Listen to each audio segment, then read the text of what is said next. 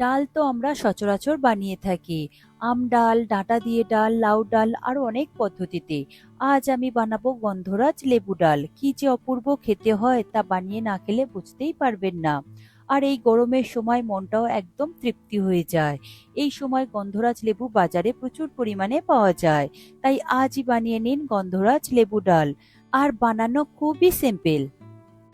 নমস্কার বন্ধুরা, কিচেন টেকনিকে আপনাদের সবাইকে স্বাগত। আমি মধুমিতা। আজ নিয়ে এসেছি একটা দারুণ স্বাদের রেসিপি। চলুন দেখে নেওয়া যাক। গন্ধরাজ লেবু ডাল বানানোর জন্য আমি এখানে দুটো কচি কচি দেখে লাউ ডাঁটা নিয়েছি বা লাউর ডোক নিয়েছি। মাথার দিকে যে অংশটা থাকে সেটা ভীষণই কচি হয় আর সেটা ডাল দিয়ে খেতে বেশি ভালো লাগে। আমি এটা লাউ ডাঁটা দিয়ে করছি, আপনারা চাইলে এটা কুমড়ো ডাঁটা দিয়েও করতে পারেন। তবে কচি দিকটা নেবেন, মাথার দিকে যে সরু ডোগের অংশটা থাকে সেটা দিয়ে করবেন, তাহলে বেশি ভালো লাগবে। তাতে করে পাতাগুলো ভীষণ কচি হয় আর ডাঁটাটাও কচি হয়। এরপর ডাঁটাগুলোকে আমি কেটে নেব। দেখুন পাতাগুলোকে কেটে আমি আলাদা করছি। পাতাগুলো আমি ফেলবো না, ওগুলো আমি পরে কুচিয়ে নেব। তবে ডাঁটার অংশটা দেখুন ছাড়ানোর প্রয়োজন নেই, কারণ ডগের অংশটা ভীষণই কচি থাকে, তাই ছাড়ানোর প্রয়োজন লাগে না। আমি দেখুন মিডিয়াম টুকরো করে নিচ্ছি, আপনারা নিজেদের পছন্দ মতো সাইজ করে নেবেন, ছোট কিংবা বড়।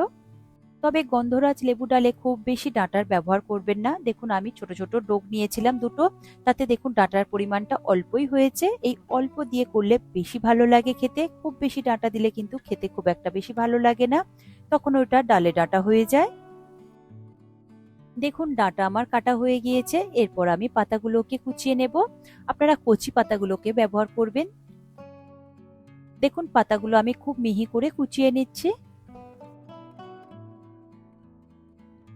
দেখুন সমস্ত পাতা আর ডাঁটা কুচানো হয়ে গিয়েছে। এগুলোকে এবার আমি একটা প্লেটের মধ্যে নিয়ে নেব। তবে এগুলোকে কাটবার পরে খুব ভালো করে একবার জল দিয়ে ধুয়ে নেবেন, তারপর জলটাকে খুব ভালো করে ঝারিয়ে নেবেন। আমি লাউ ডাঁটাগুলোকে সরিয়ে রাখলাম। এরপর নিয়েছি ডাল।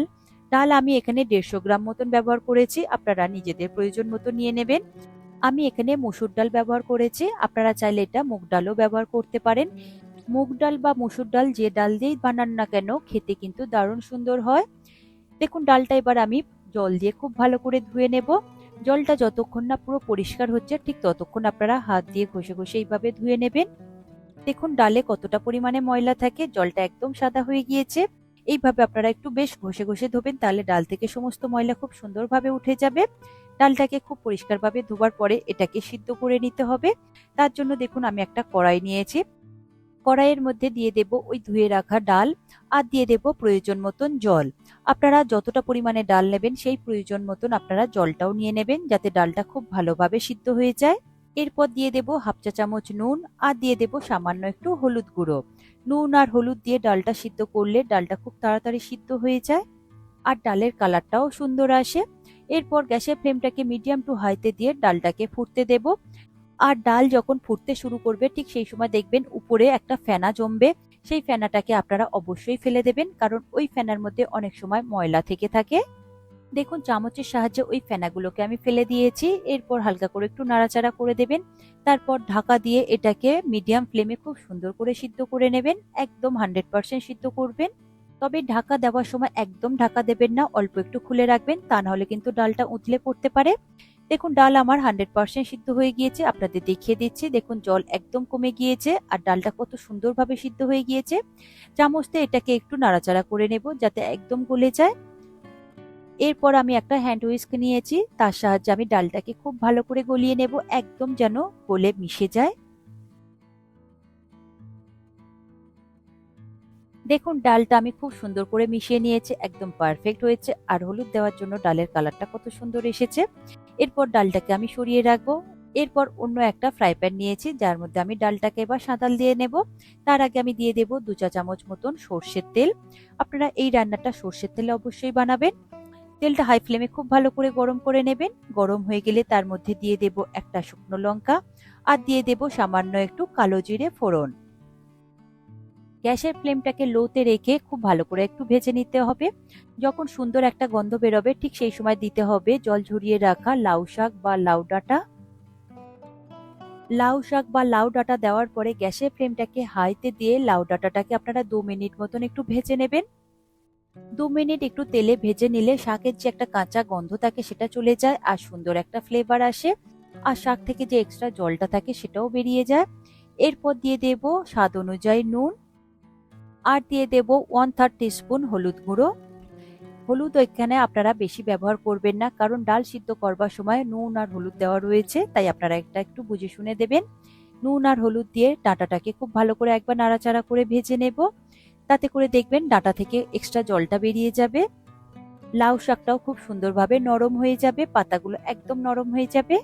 দেখুন লাউ শাকটা আমার সুন্দর করে ভাজা হয়ে গিয়েছে, এক্সট্রা জলও বেরিয়ে গিয়েছে। এরপর এর মধ্যে দিয়ে দেব সিদ্ধ করে রাখা মসুর ডাল, আর দিয়ে দেব প্রয়োজন মতন জল।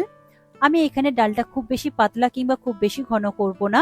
গন্ধরাজ লেবু ডালটা ঠিক এইরকমই করে নেবেন, যাতে ডাঁটাটা সিদ্ধ হয় ঠিক সেই পরিমাণে আপনারা জলটা দিয়ে দেবেন। এরপর একটু নাড়াচাড়া করে নেবেন, তারপর গ্যাসের ফ্লেমটাকে লো টু মিডিয়ামে রাখবেন। তারপর ঝালের জন্য আমি দিয়ে দেব 2টো মতন চেরা কাঁচা লঙ্কা। এরপর এটাকে আমি একটু ফুটিয়ে নেব, ডাঁটাটা যাতে সিদ্ধ হয় ঠিক সেই রকম ভাবে আপনারা ফুটিয়ে নেবেন। আর ডালটা ফোটানোর সময় আপনারা এই সময় ঢাকা দিয়েও ফুটিয়ে নিতে পারেন, তাহলে ডাঁটাটা তাড়াতাড়ি সিদ্ধ হয়ে যাবে। দেখুন আমি আর ঢাকা দিলাম না, এইভাবে একটু ফুটিয়ে ঘন করে নেব আর ডাঁটাগুলোও সিদ্ধ করে নেব খুব ভালো করে। এরপর আমি দেখিয়ে দেব গন্ধরাজ লেবু। আমি এখানে দেখুন একটা বড় দেখে গন্ধরাজ লেবু নিয়েছি। লেবুর দুটো সাইডের মুখ আমি কেটে বাদ দিয়ে দেব। এরপর লেবুটা আমি রিং রিং করে কেটে নেব, তবে খুব বেশি মোটা করবার প্রয়োজন নেই। এই সময় গন্ধরাজ লেবু বাজারে প্রচুর পরিমাণে পাওয়া যায়, আর গন্ধরাজ লেবু হলে যে কোনো রেসিপির সাথে 2-1 ফোঁটা একটু দিয়ে খেলে দারুণ সুন্দর খেতে লাগে। দেখুন লেবুটা আমি রিং রিং করে কেটে নিয়েছি, এটাকে এবার আমি ওই ডালের মধ্যে দিয়ে দেব। ডালটা কিন্তু একদম রেডি হয়ে গিয়েছে, ডাঁটাও সিদ্ধ হয়ে গিয়েছে। আর গ্যাসের ফ্লেমটাকে কিন্তু লোতে রেখে এই লেবুগুলো দেবেন। লেবু দেওয়ার পরে গ্যাসের ফ্লেমটাকে লোতে রেখে 30 সেকেন্ড মতন এইভাবে একটু ফুটিয়ে নেবেন, মানে হালকা একটু গরম থাকবে। তবে 30 সেকেন্ড পরে কিন্তু গ্যাসের ফ্লেমটাকে অবশ্যই আপনারা বন্ধ করে দেবেন, তা না হলে কিন্তু লেবুটা তিতো হয়ে যাবে, তখন ডালটা খেতে খুব একটা বেশি ভালো লাগবে না। তাই লেবু দিয়ে একদমই ফোটানো যাবে না, এই গরমের তাপেই লেবুর একটা যে সুন্দর গন্ধরাজ লেবুর ফ্লেভার রয়েছে সেটা ডালের মধ্যে মিশে যাবে। এরপর ঢাকা দিয়ে আপনারা 5 মিনিট মতো রেখে দেবেন, তারপর গরম গরম ভাতের সাথে পরিবেশন করবেন, দারুণ সুন্দর খেতে লাগে। আর একটা জিনিস অবশ্যই আপনারা খেয়াল রাখবেন যে লেবু দিয়ে কিন্তু একদমই ফোটানো যাবে না।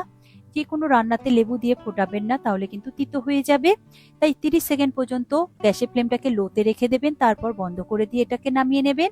তারপর দেখুন আমি একটা বোলের মধ্যে এটাকে সার্ভ করে নিয়েছি 5 মিনিট পরে। আর এর থেকে যে সুন্দর একটা গন্ধরাজ লেবুর ফ্লেভার বেরোচ্ছে কি যে বলবো, আপনারা যদি না খান তাহলে একবার হলেও বানিয়ে খেয়ে দেখুন কতটা সুন্দর টেস্ট লাগে। তবে ভাত পাতে অবশ্যই আপনারা উচ্ছে আলু ভাজার সঙ্গে রাখতে পারেন, দারুণ সুন্দর খেতে লাগবে। দেখুন রেডি হয়ে গেল আজকের রেসিপি গন্ধরাজ লেবু ডাল। খেতে কিন্তু অসম্ভব সুন্দর হয়, দারুণ সুন্দর খেতে হয়েছে। আপনারা একবার হলেও এইভাবে বানিয়ে দেখবেন। কম তেল মশলা দিয়ে দারুণ সুন্দর গরমের সময় এইরকম একটা রেসিপি হলে আর অন্য কিছুর প্রয়োজন পড়বে না। কেমন লাগলো আপনাদের এই ইউনিক রেসিপিটি অবশ্যই আপনারা কমেন্ট বক্সে জানাতে পারেন। আর সঙ্গে যদি কোনো রিকোয়েস্টেড রেসিপি থাকে তাও জানাতে পারেন।